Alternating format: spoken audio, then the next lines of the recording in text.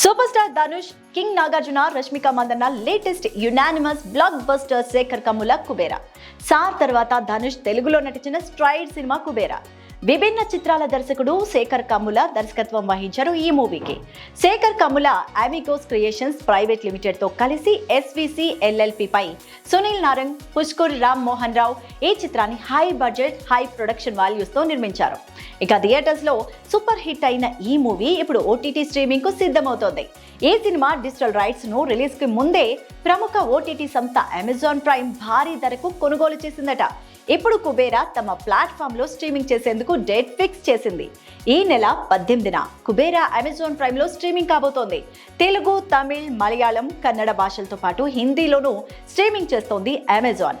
ఇక June 20న theatres లో release అయిన కుబేరా కేవలం 28 రోజుల రన్ తర్వాత ఓటీటీ స్ట్రీమ్ కు వస్తోంది. మరి ఓటీటీలో ఏ మేరకు వ్యూస్ రాబడుతుంది అనేది వేచి చూడాలి.